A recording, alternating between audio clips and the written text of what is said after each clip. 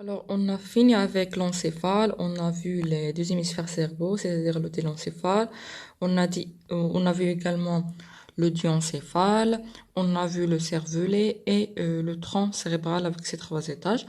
On va voir aujourd'hui la moelle épinière, toujours dans le système nerveux central. On a l'encéphale, c'est ça. Et on a la moelle épinière qui se prolonge en bas avec voilà, le tronc cérébral. Alors voilà notre moelle épinière, comme vous pouvez voir là, c'est un cordon qui est lent. Voilà, elle est lent, comme vous pouvez le voir. C'est-à-dire, on va le diviser en étages. Alors, en gros, on a trois étages. On a un étage qui est en haut, c'est l'étage cervical. Puis un étage qui est le plus long, c'est l'étage thoracique. Puis un étage lombo-sacral en bas. Pour la situation, il se trouve où cette moelle épinière. Si l'encéphale elle est protégée dans le crâne, la moelle épinière elle est aussi protégée de ce qu'on appelle le canal spinal, ou bien vertébral, c'est-à-dire dans les vertèbres soit cervicales, soit thoraciques, soit en bas lombaire. Alors voilà notre moelle épinière, elle est protégée à l'intérieur, comme vous pouvez voir là, le canal vertébral, elle est là. Voilà, et on a des ligaments qui entrent en rapport avec la moelle épinière, à savoir le ligament jaune et le ligament longitudinal postérieur. On va voir ça sur des images en 2D. Mais ce qu'il faut retenir, c'est que en arrière, on va trouver le ligament jaune. Voilà, le ligament jaune qui va lier si je fais faire revenir les autres vertèbres. Voilà, le ligament jaune va faire relier quoi? Il va faire relier les lames. Ça, c'est la lame. Ça, c'est une autre lame. Ça, c'est le ligament. Voilà, jaune. Et on a le ligament antérieur ici. Ça, ne nous intéresse pas parce qu'il est loin de notre moelle épinière. La voici. Et on a un autre ligament qui est en arrière des corps. Ça, c'est un corps vertébral. Alors, voilà, ça. Elle est, comme peut là. C'est le ligament longitudinal. Quel ligament longitudinal? Postérieur. Voilà le corps vertébral. Longitudinal antérieur, ça ne nous intéresse pas. Ça, c'est le disque vertébral qui va lier les deux corps vertébraux. Voilà. Ça, c'est le disque intervertébral. Et les autres ligaments, ça ne nous intéresse pas pour la moelle épinière. Ce qui est en contact, je peux dire, c'est ligament jaune. Voilà, ce sont des arcs qui vont lier quand on indique les arcs vertébrales, ça c'est un arc vertébral. Et on a ce ligament. Alors ça et ça par exemple, ça ne nous intéresse pas pour le moment. Sinon, juste un rappel pour l'anatomie de vertèbres, on va prendre par exemple une vertèbre thoracique, on va l'isoler. Alors voilà, j'ai parlé des arcs, c'est ça. Alors ça, ce sont les arcs, ou bien les lames. Voilà, ce sont les lames. On a ça, c'est quoi? C'est le trou, ou bien le canal, ou bien le foramen vertébral, c'est là où on va trouver notre moelle épinière. Et ça, c'est le corps, comme vous pouvez le voir. Ce sont les apophyses transverses et les apophyses épineuses en arrière. Et puis les autres détails, ça ne nous intéresse pas. Voilà, ici, on va trouver la moelle épinière. Alors, comme ça, à l'intérieur, notre moelle épinière, voilà. À l'intérieur, si je cache les ligaments, on va bien la voir. Voilà, à l'intérieur des vertèbres.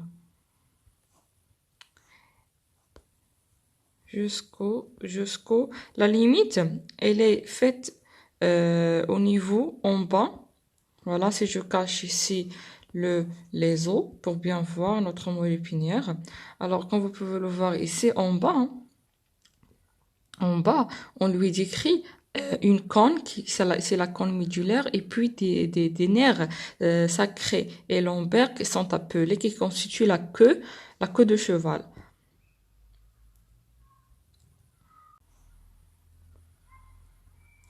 Alors voilà, dans sa totalité, voilà la totalité de notre moelle épinière, comme vous pouvez le voir. il se prolonge de tronc cérébral. Elle est lent. Elle est constituée, comme vous pouvez le voir, en gros par deux concavités. Concavité ici, concavité là. Et la troisième, elle est là. Voilà. Et on lui décrit dans sa partie basse, on lui décrit deux choses. On lui décrit la première, c'est une cône. Elle est là, voilà, qui s'appelle la cône médulaire. Et plus en bas, on a des nerfs, les nerfs spinaux, sacrés et lombaires qui constituent une queue de cheval, voilà, comme une queue. C'est la queue de cheval, tout simplement. Alors, c'est celle-là. Alors que la moelle épinière, elle se prolonge du trou occipital jusqu'au niveau L2. Voilà. Après L2, on n'a que la cône médulaire et la queue de cheval. C'est-à-dire, on n'a pas de moelle épinière après L2. Alors, si je fais revenir les os, comme vous pouvez voir. Alors, voilà le trou occipital ici. C'est le début de c'est la limite entre le tronc cérébral et la moelle épinière. Voilà la moelle épinière. Et il se prolonge jusqu'à L2. Il se prolonge dans tous les trous vertébraux, voilà, jusqu'au L2. Comme vous pouvez voir, ça c'est L1 et ça c'est L2. Jusqu'à L2, là, on va trouver la queue de cheval à la place de la moelle épinière proprement dite. Alors, on va détailler ça sur des images en 2D. Sinon, de la moelle épinière, ils vont partir. On va partir quoi? Ils vont partir les nerfs spinaux selon l'étage. On a, par exemple, en bas, on va trouver les nerfs spinaux sacrés et lombaires. En haut, juste ici, on va trouver les nerfs spinaux cervicales. Et puis, on a en bas, c'est-à-dire au niveau du tronc, on va trouver les nerfs spinaux thoraciques. Et les nerfs crâniens, ils ont comme origine le tronc cérébral en haut, comme vous pouvez le voir ici. Voilà. Et comme pour l'encéphale, notre moelle épinière, elle est aussi protégée par des méninges. Voilà, les méninges de l'encéphale. Et là, ce sont les méninges de notre moelle épinière. Elle est protégée par des méninges, c'est-à-dire la dure mère. Puis, on va voir les autres couches, on a l'arachnoïde, puis la primaire, et on a des espaces, on va le détailler par la suite. Ça, c'est le nerf spinal, voilà, qui provient si je cache la dure mère, qui provient de la moelle épinière. La moelle épinière, elle va donner deux racines, racine antérieure et racine postérieure. La racine postérieure, elle a la particularité d'avoir des corps neurales sous forme d'un ganglion, c'est le ganglion spinal. Et puis les deux, voilà, c'est-à-dire les deux racines ici, elles vont donner un nerf mixte. C'est le nerf spinal et ça va prendre le nom selon la localisation. Si par exemple c'est thoracique, en haut c'est cervical et en bas lombaire et puis sacral et puis coccygien juste ici. Alors c'est ça sur ce modèle en 3D. On va voir les détails en 2D. Ça, c'est l'encéphale et ça, c'est la moelle épinière. Les deux constituent le système nerveux central. Un est protégé dans le crâne et la moelle épinière, elle est protégée dans le canal vertébral constitué par la succession des vertèbres, la succession des trous vertébraux. On va voir ça.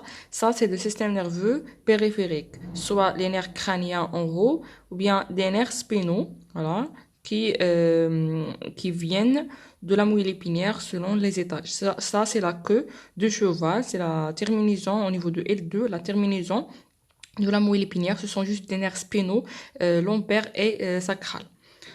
Pour étudier la moelle épinière, il faut tout d'abord étudier le canal vertébral, c'est-à-dire les vertèbres.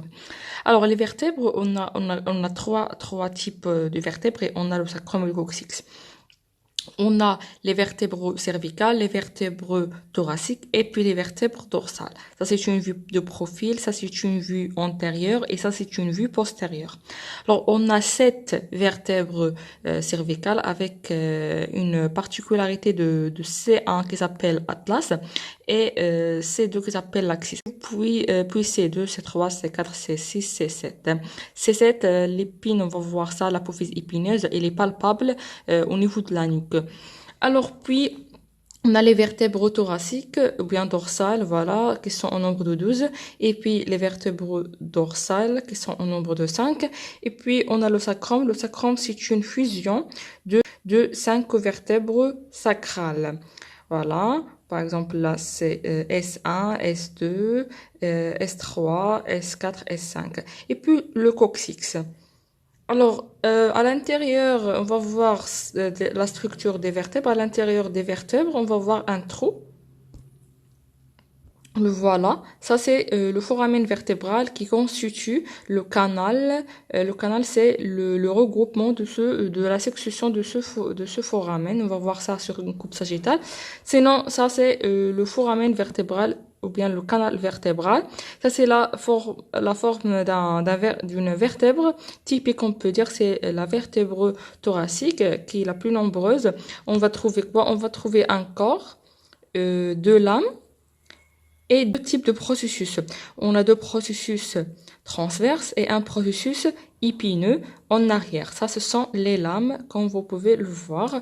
Alors, on va voir chaque vertèbre, cervicale, vertèbre thoracique et vertèbre lombaire à part.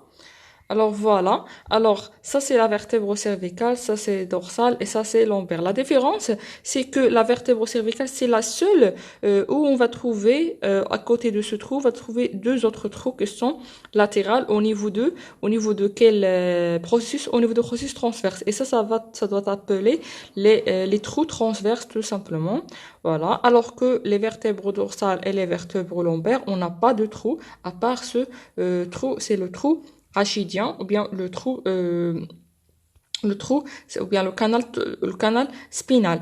Alors là, qu'est-ce qu'on va trouver? On va trouver que la forme elle change, comme vous pouvez voir, elle est ronde. Le canal vertébral elle est ronde qu'au niveau de vertèbre dorsale, alors qu'elle est triangulaire.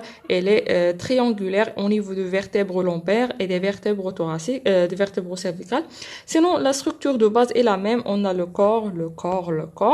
On a des lames, voilà, lames et lames, lames et lames. Et on a les épines, bien les processus transverses, processus épineux, processus épineux, voilà. Les autres structures, ça nous intéresse pas. Sur une vue, comme vous pouvez voir là, antérolatérale, on va décrire les ligaments qu'on a. Normalement, au niveau de rachis, on a beaucoup de ligaments, à savoir le ligament longitudinal antérieur, le ligament en arrière de corps, ça c'est en avant de corps, et ça en arrière de corps, on va trouver le ligament longitudinal postérieur. Puis on va trouver les ligaments intertransverses entre les processus transverses, et voilà, etc. Mais ce qui nous intéresse pour la moelle épinière, c'est deux ligaments. Parce que la moelle épinière, elle est là. La moelle épinière, elle est là. C'est-à-dire, ça va nous intéresser ce qui est là. Voilà. C'est-à-dire, le ligament qui est au niveau de la face postérieure du corps, c'est le ligament, celui-là, le ligament longitudinal transverse, et les ligaments qui relient les lames de cette côté, c'est-à-dire latéralement, bien en arrière et latéralement ici, on va trouver le ligament jaune. Voici le ligament jaune qui lie les lames. Là, on va trouver le ligament jaune et là, on va trouver le ligament longitudinal postérieur. Alors, sur une coupe sagittale des vertèbres, vous pouvez bien voir qu'au niveau de trou occipital, on a le début de notre moelle épinière et puis il finit au niveau de L2. Au niveau de L2, par la suite, on va trouver la queue de cheval. C'est pas de la moelle épinière. La queue de cheval, c'est juste un ensemble des nerfs lombaires et sacrales. Voilà. Sur cette vue en haut, on a coupé, voilà, pour bien voir, on a le corps vertébral, on a le processus transverse et processus épineux en arrière. Dans le trou, bien le foramen vertébral, on va trouver la moelle épinière qui est très petite. Normalement, elle est très très petite. Et de là, on va trouver le prolongement du nerf spinal. Et voilà, les nerfs spinaux selon les étages, ce sont les nerfs spinaux cervicales, les nerfs spinaux thoraciques. et puis les nerfs spinaux lombaires et les nerfs spinaux sacrales. Sinon, alors si on coupe de façon axiale notre moelle épinière, on va la trouver, la voici. On va voir, elle est entourée par des méninges et elle va donner naissance aux deux racines nerveuses postérieures qui est caractérisée par le ganglion spinal et antérieure, ça c'est motrice et ça c'est sensitif, ils vont se fusionner pour donner le nerf spinal. Le nerf spinal c'est un nerf mixte. Et on va détailler, ça c'est la configuration interne, on va le détailler. Après la configuration externe, on va voir ça par la suite.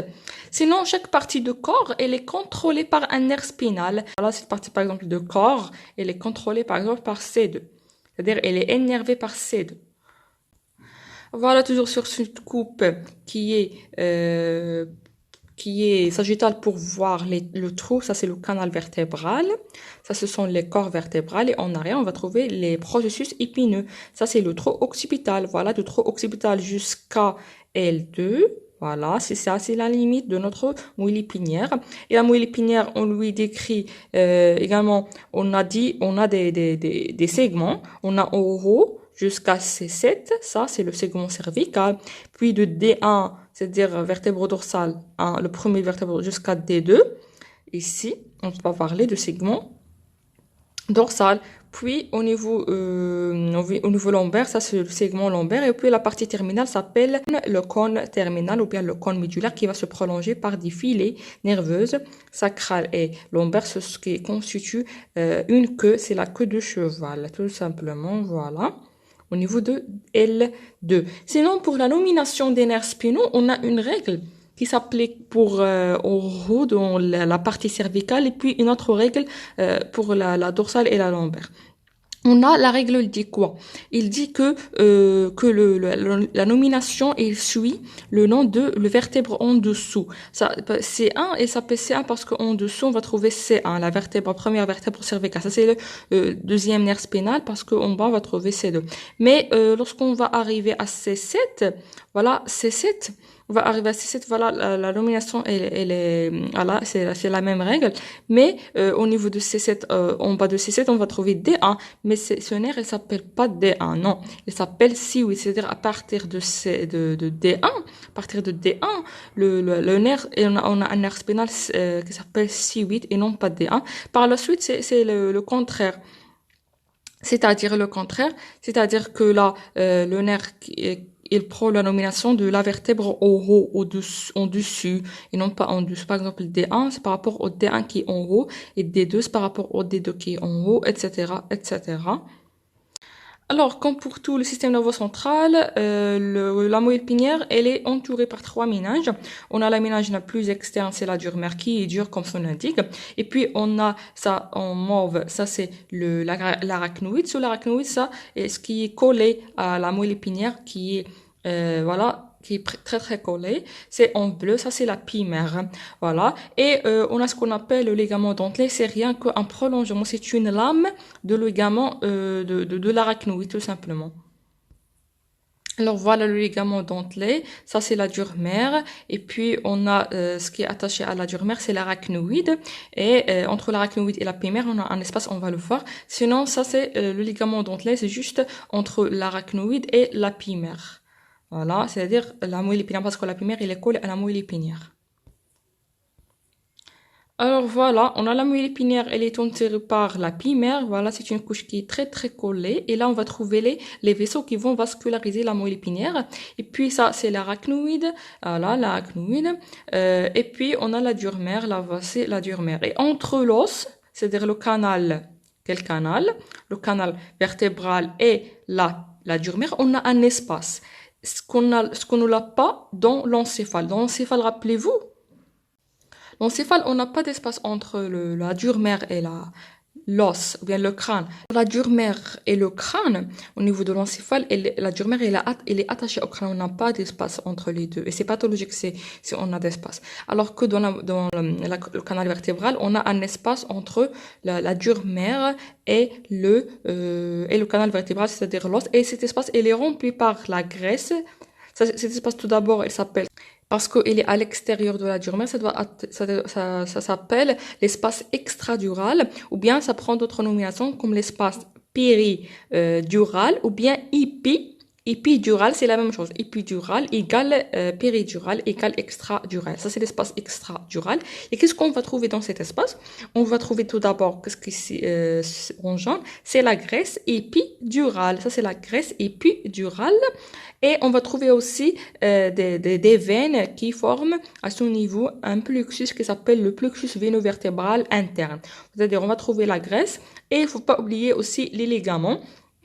C'est quel ligament celui-là? C'est quel ligament? C'est le ligament longitudinal postérieur. Le antérieur, elle est là, elle est très loin de la moelle épinière, ça ne nous intéresse pas. Et en arrière, on va trouver quel ligament? On va trouver le ligament jaune. On va voir ça sur d'autres images.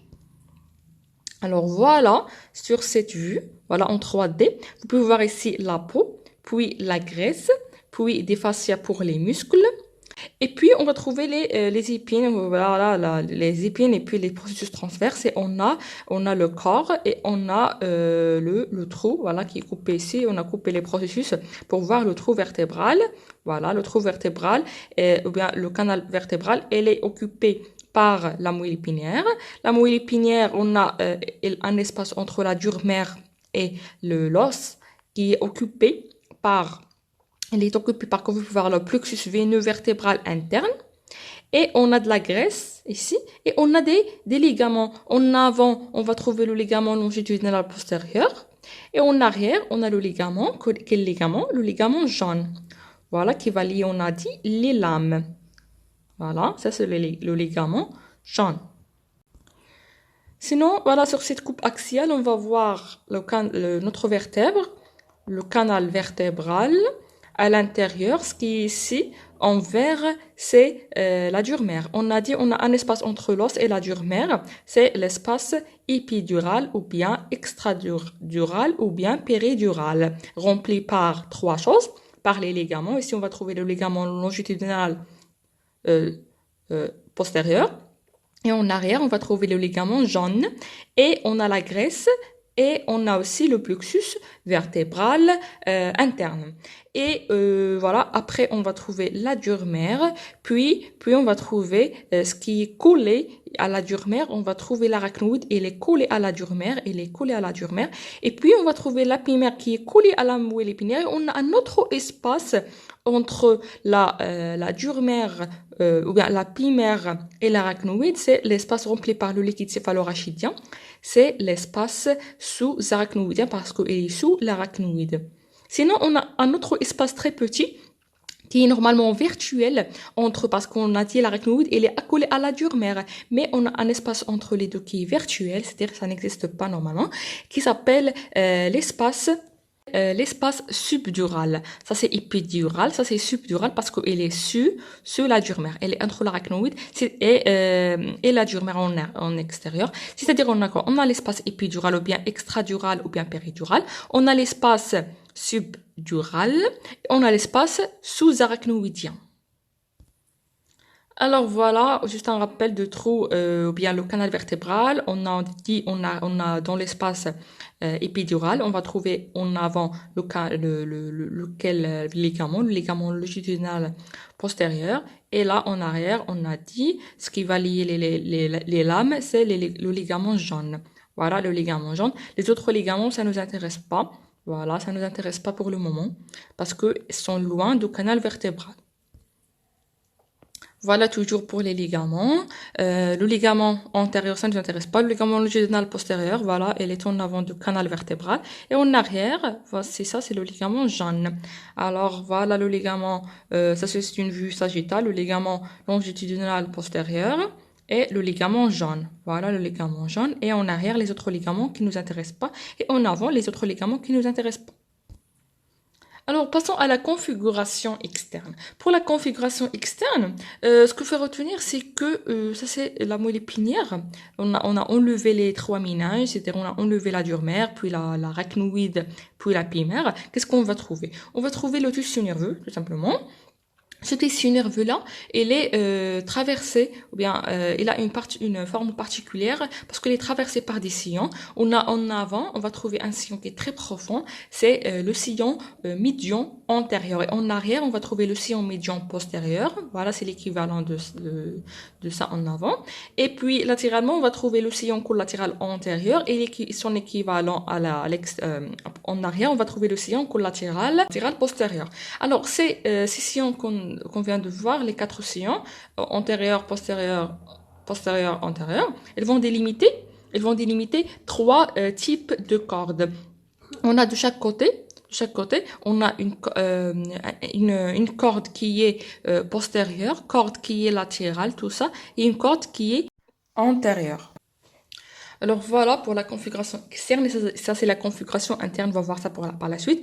Sinon on a voilà le sillon médian antérieur, puis le sillon médian postérieur, il est là sur la face postérieure. On a le sillon médian, le sillon médian collatéral antérieur, le sillon médian collatéral postérieur. Alors, et une note très importante, ces deux-là, des sillons collatéraux antérieurs qu'on va voir on va voir la naissance des nerfs ou bien des racines spinales.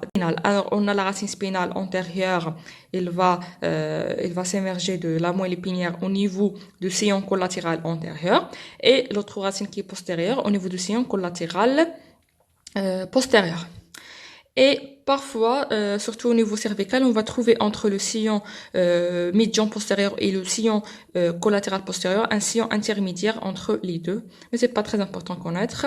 Voilà ce qu'il faut connaître. On a 3 cordons. Un cordon antérieur, voilà. Et un cordon latéral, c'est tout ça. Le cordon latéral, c'est tout ça entre les 2 racines. C'est-à-dire entre les 2 sillons collatéraux. Voilà, de l'autre côté. Et on a, en avant, on a le sillon, ou bien on a la corde postérieure. Pour la configuration interne, comme pour tout le système nerveux central, on a toujours dans la configuration interne, on a la substance grise et la substance blanche. Ici, la particularité de la moelle épinière, c'est que c'est la même sur tous les étages, et on a la substance grise, elle est centrale, elle est bien organisée en une seule masse, et la substance blanche, elle est aussi organisée en périphérie, en une seule masse. Et là, les cordons, là, ce qu'on vient de voir, les cordons, c'est la substance blanche. Alors et là, les choses sont très simples. Pour la configuration interne, c'est en forme d'un H. Pour être exact, pour le système nerveux, ou bien pour la substance grise, elle peut être divisée en 2 parties, une partie périphérique et une partie centrale. Partie périphérique, comme vous pouvez le voir, on a 3 cornes. On a une corne antérieure, une corne postérieure et une corne entre les deux. Elle est juste là normalement. Elle est latérale. La corne antérieure, c'est pour la motricité somatique. La corne postérieure, c'est pour la sensibilité somatique. Et la corne latérale, vous pouvez le deviner, c'est pour la fonction végétative, soit sensible ou bien motrice. Et pour la portion ici centrale, elle est formée par le canal de l'épendyme, ou bien le canal central, ou bien le canal épendymaire, qui est vide et il est rétrécissé et il est fibreux. On a rien ici. On n'a ni l'épendyme, ni le liquide céphalorachidien. Voilà, c'est une note très, très importante. Et c'est pathologique si on a ça. Alors, juste ici, on va trouver 2 commissures. On a une commissure grise antérieure et là, on va trouver commissure grise postérieure. C'est assez simple que ça. Et puis, on a dit la substance blanche, elle est formée par 3 cordes, corde antérieure, corde latérale et corde postérieure. Alors, en fait, c'est quoi le rôle de la moelle épinière? On a 2 rôles principaux. On a tout d'abord l'arc réflexe. C'est là qu'on va trouver les voies de réflexe qu'on appelle l'arc réflexe médulaire. C'est-à-dire, appelez-vous, on a dit que la moelle épinière, on a 2 cornes. On a corne antérieure pour la motricité, c'est-à-dire de là, il va s'émerger la racine antérieure qui est motrice. Et la corne postérieure pour la sensibilité, c'est-à-dire cela, il va sortir la racine postérieure qui est caractérisée par un gonflement, c'est le ganglion spinal, c'est-à-dire le corps cellulaire. Alors là, on n'a pas de ganglion. Alors ça c'est sensitif et ça c'est motrice, et puis on va voir les deux à la fois pour donner un nerf qui est mixte, c'est le nerf spinal. Alors qu'est-ce qu'on a à l'extérieur, c'est on ressent une chose qui est un danger, par exemple une brûlure, par exemple une douleur par une épine, etc. On va voir l'information qui va être sensitive, c'est-à-dire il va emprunter, après le nerf spinal, il va emprunter quelle racine? La racine postérieure. Puis il va aller ici à la corno postérieure pour à la suite donner naissance à un autre neurone, c'est ce qu'on appelle l'interneurone, c'est l'interneurone de réflexe, pour par la suite se lier et donner l'ordre, on peut dire, à la corno antérieure pour faire un réflexe. Ici, voilà, il va emprunter la racine antérieure, puis par la suite, on va se retirer, on va retirer notre doigt, par exemple une brûlure, etc. Ça, c'est l'arco-réflexe. La deuxième fonction de la moelle épinière, c'est une voie de passage de toutes les voies, toutes les grandes voies, soit descendantes ou bien ascendantes, c'est-à-dire soit de la motricité ou bien la sensibilité.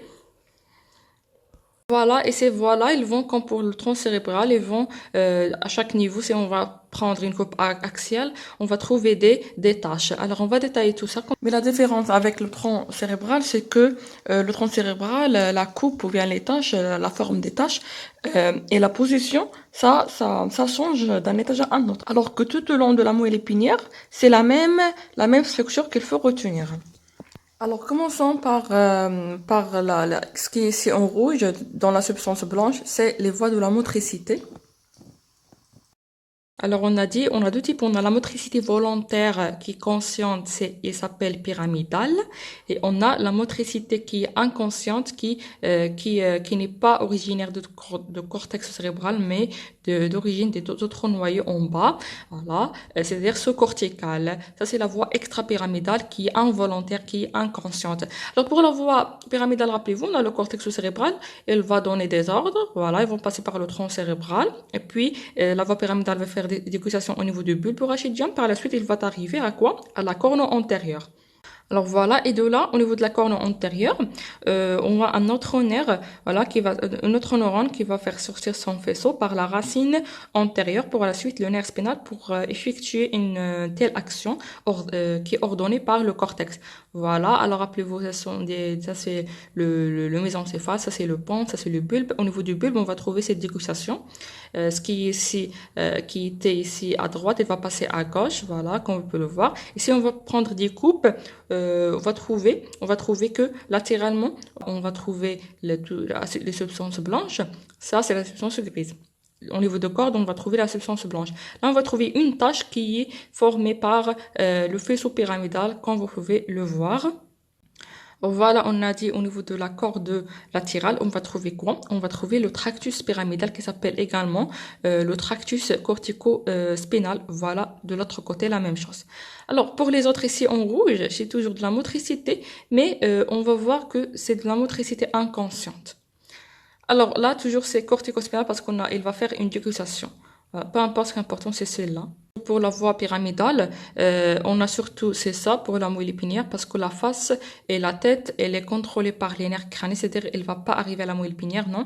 Elle va juste, ça c'est, par exemple, ça c'est le mésencéphale, ça c'est le pont, et ça c'est le pont toujours, et ça c'est le bulbe. Alors voilà, elle va arrêter juste au niveau des origines ou bien des noyaux des nerfs crâniens, voilà. Elle va pas arriver à la moelle épinière. Ça c'est le faisceau cortico nucléaire par rapport au noyau. Et là, c'est le faisceau cortico-spinal par rapport à la moelle épinière parce que il va voilà, ça sont des tâches de cette voie, la voie pyramidale, voilà, au niveau par exemple là, ça c'est le pont, ça c'est le bulbe rachidien.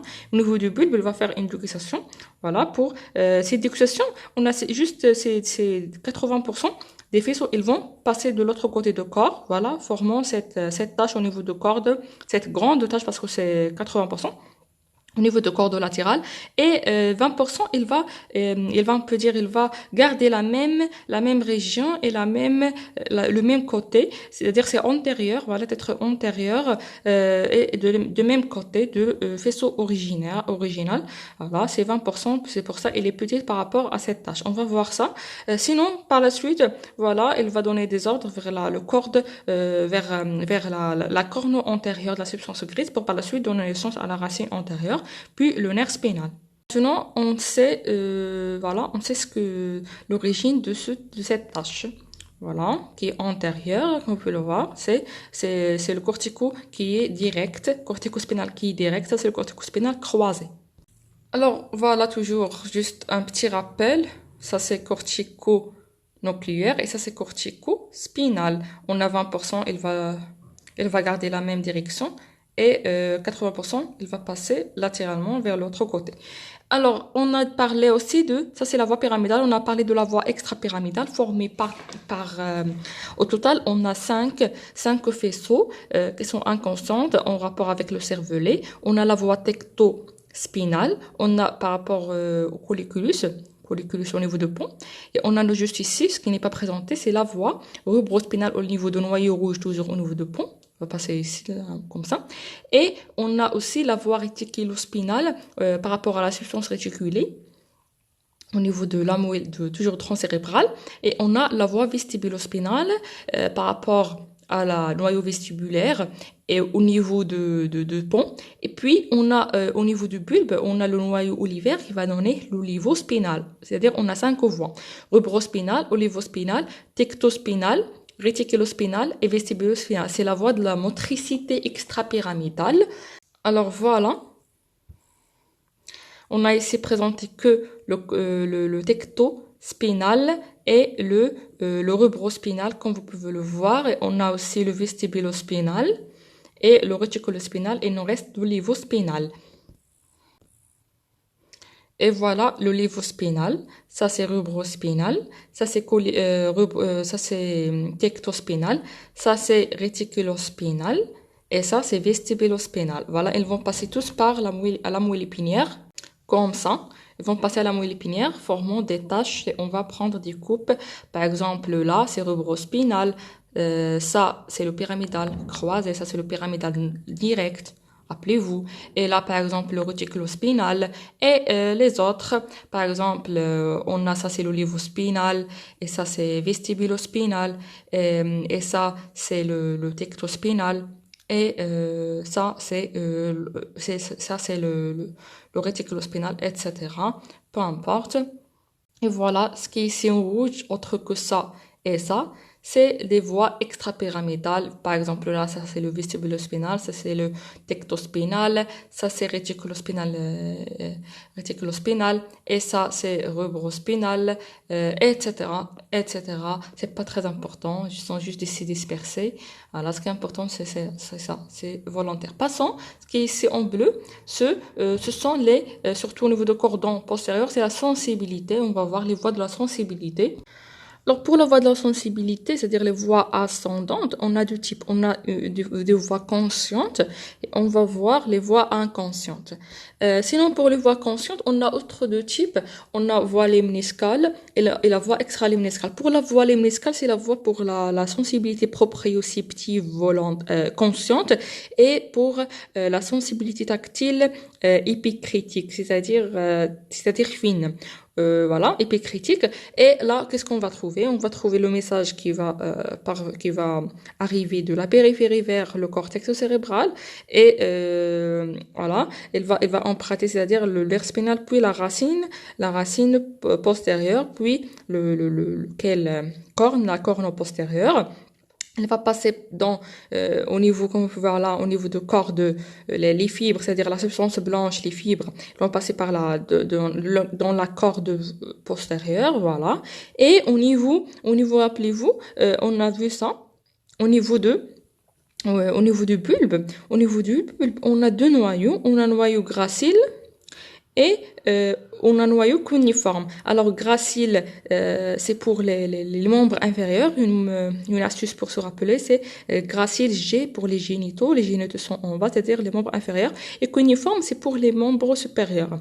Ou bien Goll et Burdak, c'est la même chose. Alors, il va faire ici, selon l'information, par exemple, là, c'est cuniforme, c'est-à-dire l'information est venue du membre supérieur. Sinon, il va faire un relais ici. C'est le membre inférieur, ça doit faire un relais ici et non pas ici. Sinon, voilà, il va faire un relais pour donner un autre faisceau qui va faire une ductisation ici qui est sensitive. Et lorsqu'il va faire une ductisation, ça va former ce qu'on appelle le limnisque médial. Voilà, les autres coupes, si on va prendre des autres coupes, on va trouver le lumnisque médial jusqu'à son arrivée dans le cerveau. Il va faire un relais dans le thalamus et finalement au niveau du cortex sensitif.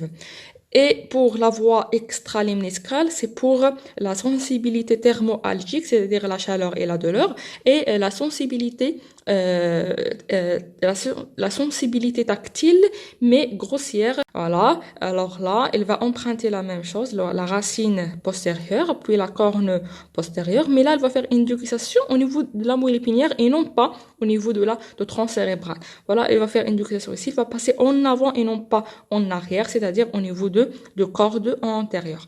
Voilà, corde antérieure, elle va remonter de la même côté parce qu'elle a déjà fait son décussation en bas.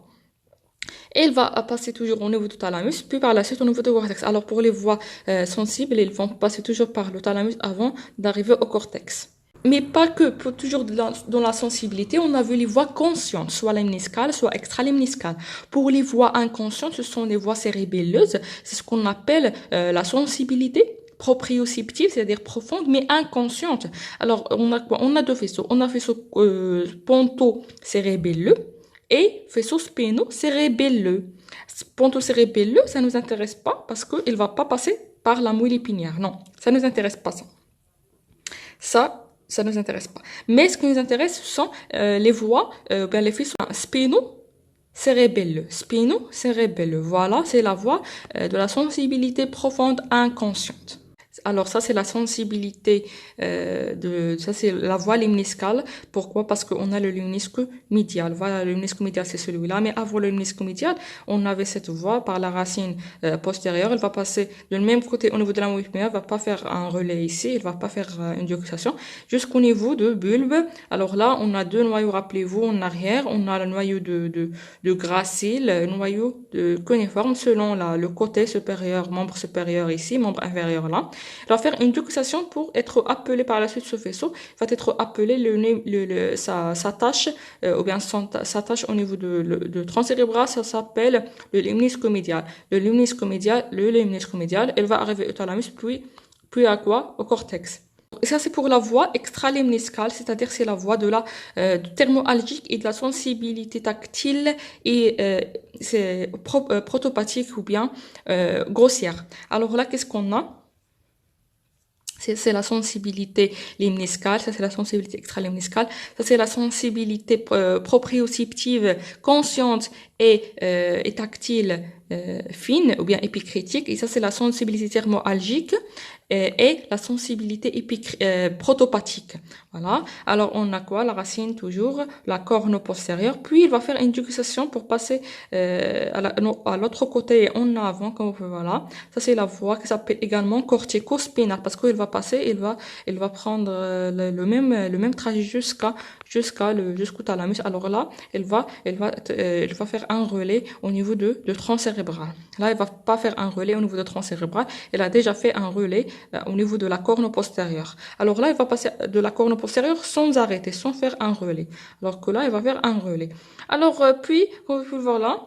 Voilà, ça c'est la tâche de la voie cortico-spinale ou bien la voie extra-limniscale. Il va arriver au thalamus puis au cortex cérébral.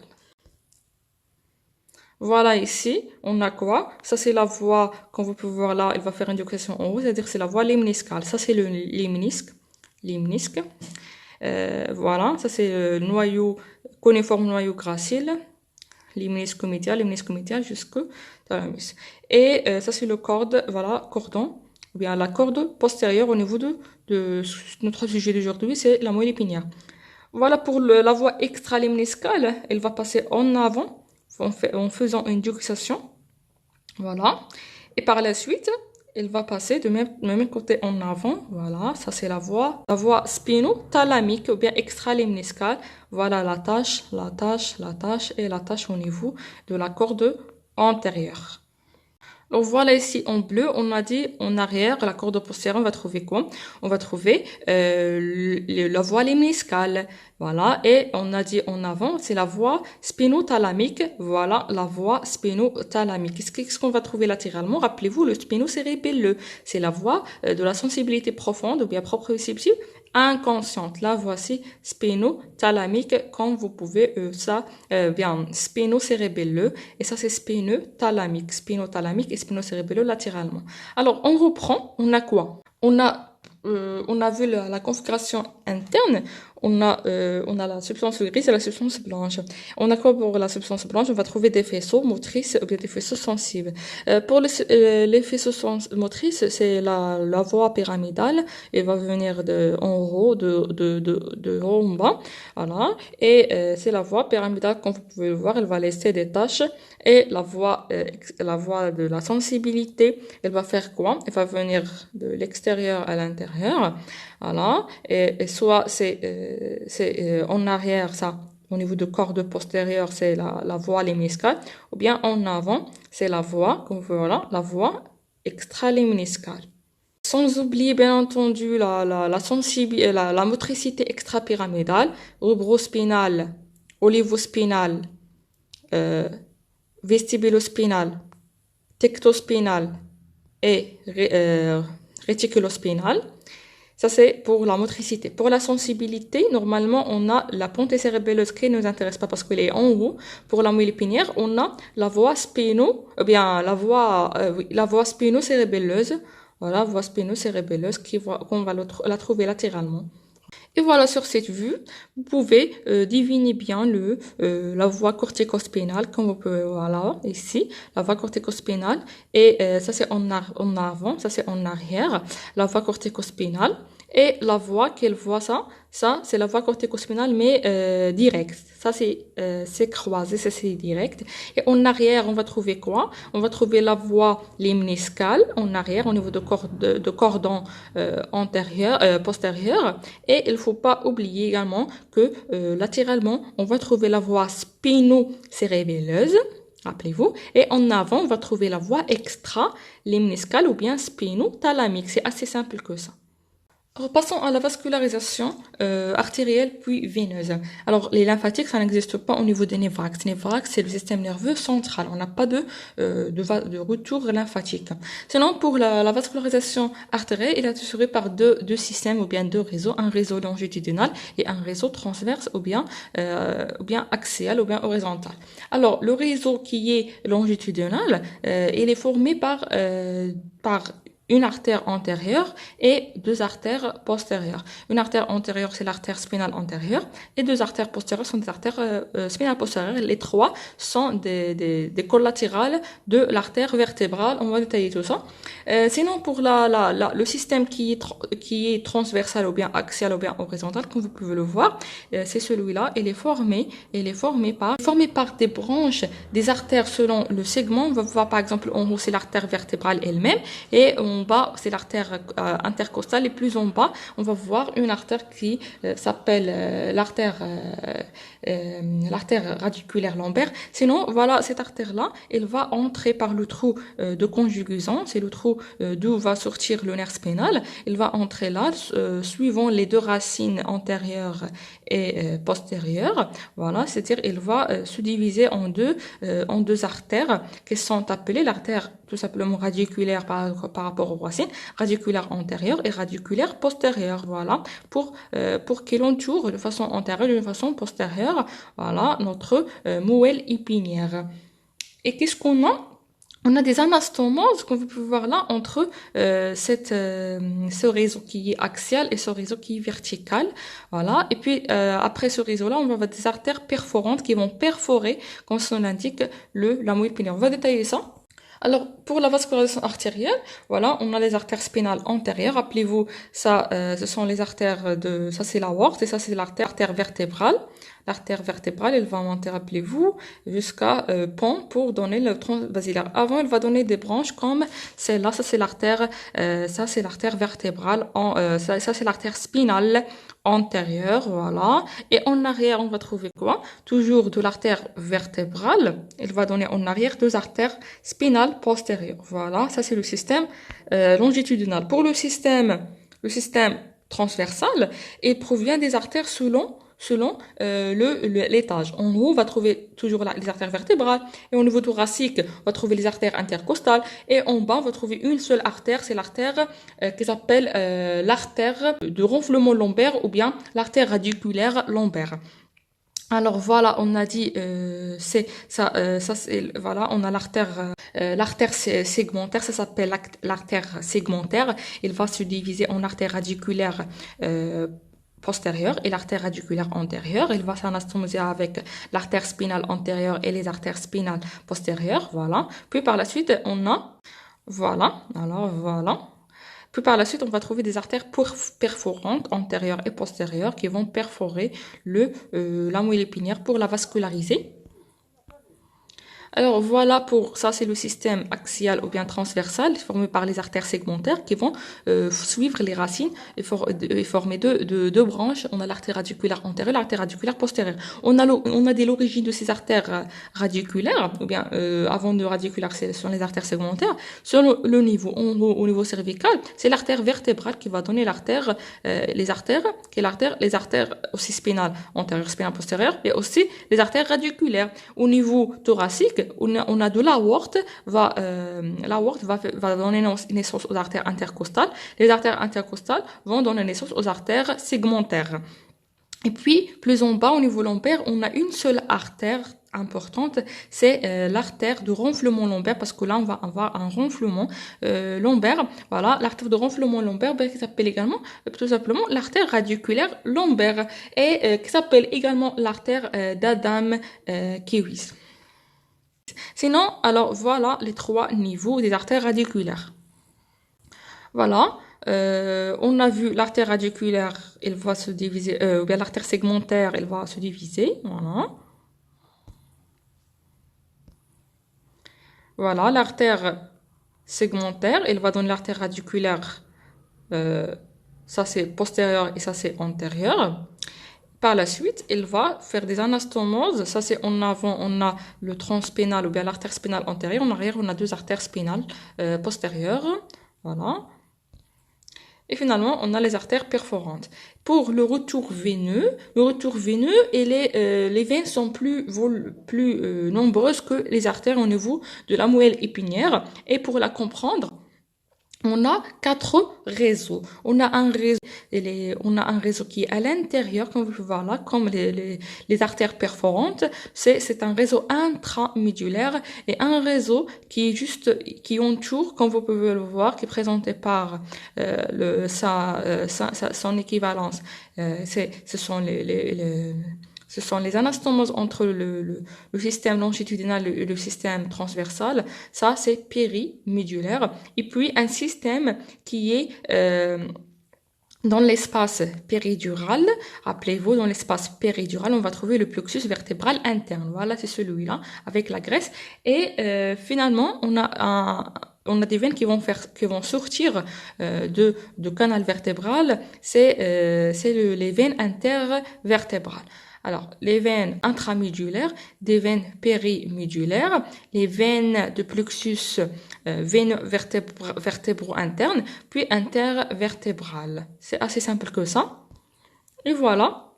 On a fini avec la moelle épinière et sa vascularisation, sa configuration interne, externe, ses rapports, etc. Voilà, on a fini. C'est-à-dire, on a fini avec tout le système nerveux central.